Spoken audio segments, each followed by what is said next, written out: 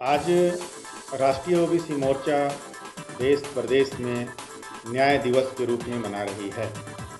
आज ही के दिन 7 अगस्त 1990 को संसद में तत्कालीन प्रधानमंत्री वीपी सिंह जी ने ओबीसी समुदाय को मंडल आयोग की सिफारिशों को लागू कर 27% आरक्षण देने की घोषणा की थी। उसी के मद्देनज़र हम सभी लोग मंडल दिवस के रूप में आज के दिन को मनाते हैं और साथ में आज हम लोग ओबीसी न्याय दिवस मना रहे हैं।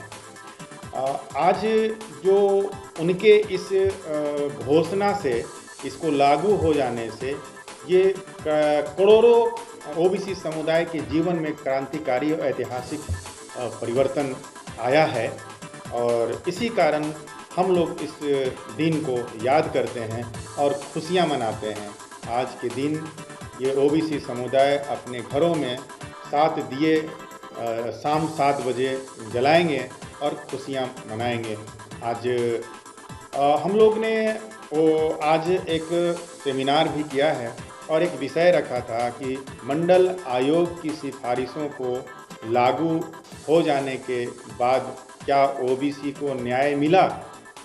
तो ऐसा हम लोग परिचर्चा में बातें आई है कि एक तो ये बीपी मंडल आयोग की अंश को अनुशंसा को माना गया है, ऊपर से जो अनुशंसाएं को माना गया है, जो लागू किया गया, उसको भी पूर्णतः जो है व्यवहारिक रूप में वो नहीं लागू हो पाया है, जिसका परिणाम है कि अभी पिछले 2019 में गृह राज्य मंत्री जितेंद्र सिंह जी ने वेस्ट बंगाल के सांसद के द्वारा सवाल करने पर उन्होंने बताया था कि ओबीसी समुदाय को का जो है ओबीसी ये सचिव स्तर के अधिकारियों का जो है शून्य है, इनका एक भी ओबीसी आईएएस अधिकारी नहीं है सचिव स्तर के।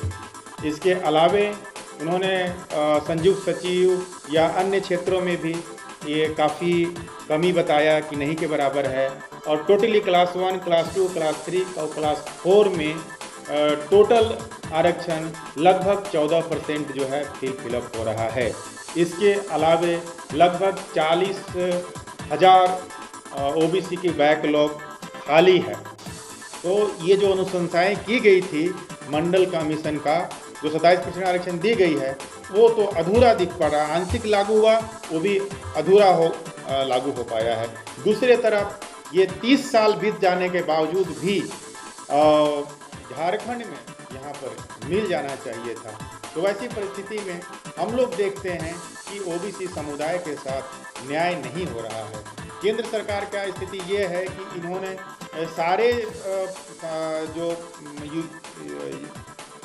सार्वजनिक क्षेत्र की जो कंपनियां थी, उस कंपनियों को प्राइवेटेशन कर रहे हैं, जिसमें हम लोग का आरक्षण था वो भी अब समाप्त होने वाला है।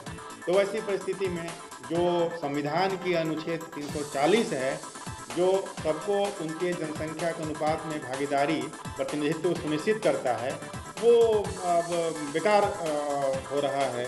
ये संविधान की महत्ता इसमें ख़त्म प्रतीत हो रहा है। इसलिए इस मौके पर केंद्र सरकार से ये भी अपील करना चाहेंगे कि आप ये क्रीमी लेयर के नाम पर जो है आय, नौकरी से आय और कृषि से आय को आप जोड़ने का काम कर रहे हैं, जो पूरी तरह से असंवैधानिक है, अवैधानिक है, उसे आप शर्मा कमेटी को लागू न करें। जो राष्ट्रीय पिछड़ा वर्ग आयोग ने जो अनुशंसाएं की थी, जो ओबीसी पार्लियामेंट्री के अध्यक्ष जो है अनुशंसाएं की थी कि 15 लाख ओबीसी का क्रीमी लेयर लागू किया जाए और उसमें कृषि और सैलरी को ना जोड़ा जाए, ये उनकी मांग मानी जाए। और दूसरी तरफ राष्ट्रीय ओबीसी मोर्चा की मांगे हैं कि क्रीमी लेयर असंवैधानिक है, इसको समाप्त करें। इसका अभियान भी राष्ट्रीय ओबीसी मोर्चा चला रही है। क्रीमी लेयर हटाओ, ओबीसी अधिकार बचाओ का ये जो है अभियान भी चल रही है। आज हम सब पुनः एक अपील करते हैं अपने समुदाय के लोगों से कि आप घरों में अपना खुशी के दिए 7 दिए जलाएं। आज हमारे लोगों को काफ़ी क्रांतिकारी परिवर्तन आया है। हजारों ऑफिसर्स और कर्मचारी इस आरक्षण से प्राप्त हुए हैं।